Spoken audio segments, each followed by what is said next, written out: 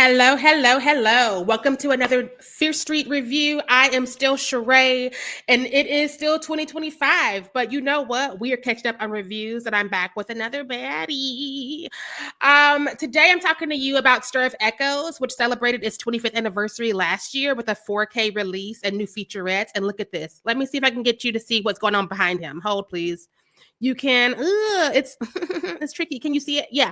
Like if you hold the box in a certain way, you can see her behind him. If you know the movie, you know that's specifically fucking cool. If you don't know the movie, you're about to know the movie. Because I'm me, there's probably going to be a couple of mild spoilers. I'm going to try not to too much because I love her and think you should all be watching this movie, especially now that it's in 4K and is now a certified 25-year-old who can get its own like car rental insurance. So like, let's rewind. I'm going to give you a synopsis for A Stir of Echoes. Stir of Echoes. I keep adding articles because I'm extra.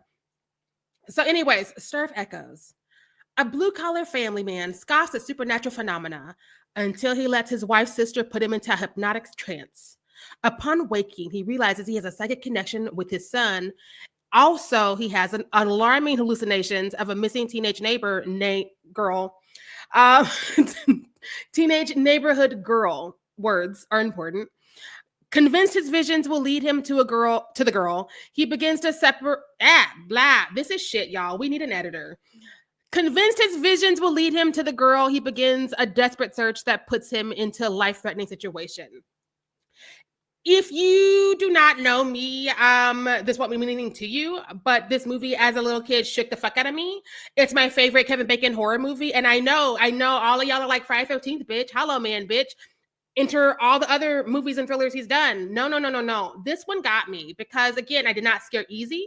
However, we had just recently moved into the second haunted house of my childhood that I was aware of.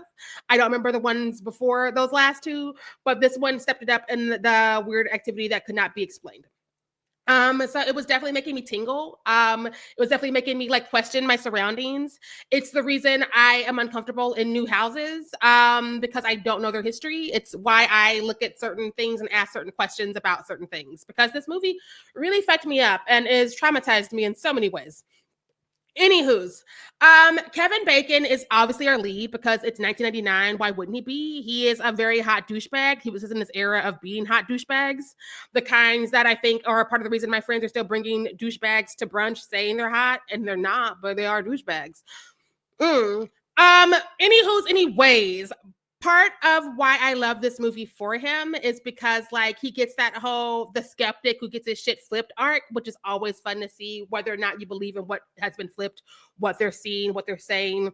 It's kind of fun to watch someone who doesn't believe have to be like something's happening. It's fun to watch them devolve and become an even worse version of themselves because again, he was not the greatest dude. We'll not be getting into the relationship specifics between him and his wife, but he said some things up top and the North remembers. So, anywho's, it's kind of cool to see somebody that you're like, I guess I'm rooting for you because you're the lead, but I don't know why. End up sort of being the person who's like, I got to get justice for this person who is tapping me. I see this person now. They need something. What is it? It's driving me bug shit. Until I solve it, I will not know peace. I love that narrative, especially when it's done well and in an interesting way, which I think that this was. I also love that the sister who flips his fucking switch is Ileana Douglas. In this movie, she is playing what we keep forgetting is a queer character because it's so brief, the interactions and the moments, but also the coding of 1999. And she is the one who's like, no, I can hypnotize you. No, I'm going to tell you to leave yourself open to the things around you, and sort of causes all this drama, which I fucking love. Because before that, our lead, Mr. Tom, played by Kevin Bacon, was not really vibing with it, even though his kid was saying weird things, but kids are weird, so they were writing it off. And it comes to find out that the kid is seeing the things in the house, and now he's seeing the things in the house. And you have these two men in this home who are like, oh no, we both get it. But one of us is taking it well because we're a child and we're used to it. And the other is an adult finding out that what he thought he knew is not real. Again, I fucking love it.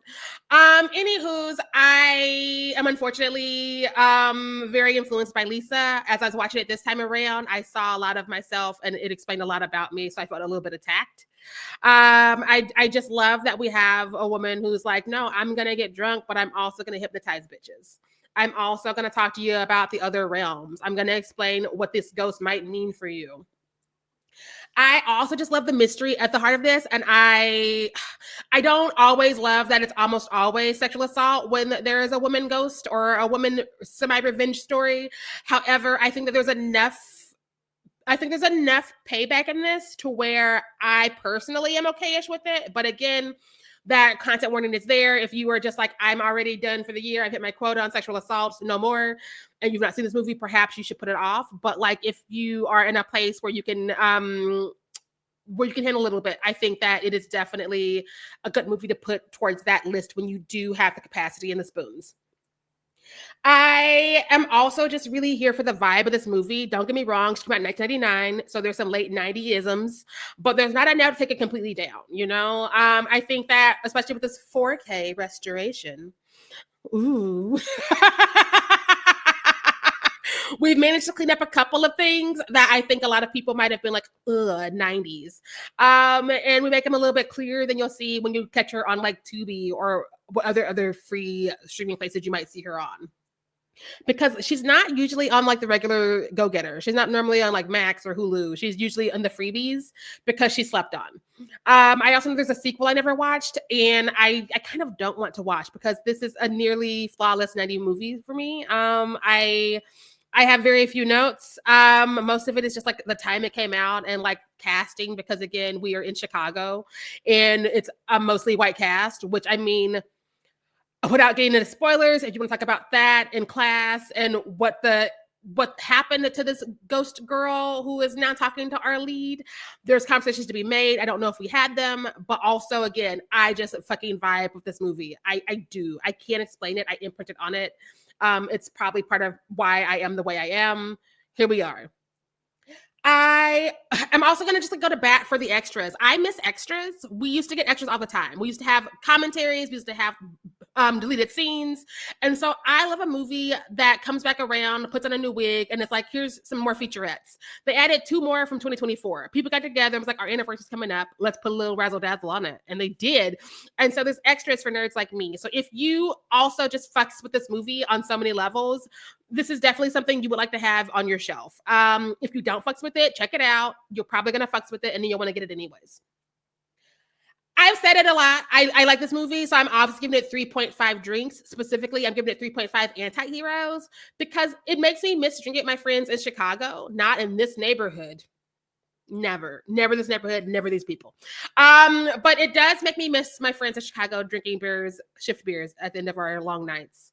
So I'm giving it 3.5. I'm telling you that I think it's worth the purchase, even though we're a little bit late. But that just means that it's probably gone down a couple dollars. So it's a little bit more affordable if you've got a little bit of cash. I'm also just telling you to watch it however you can, wherever you can, because it's a good time.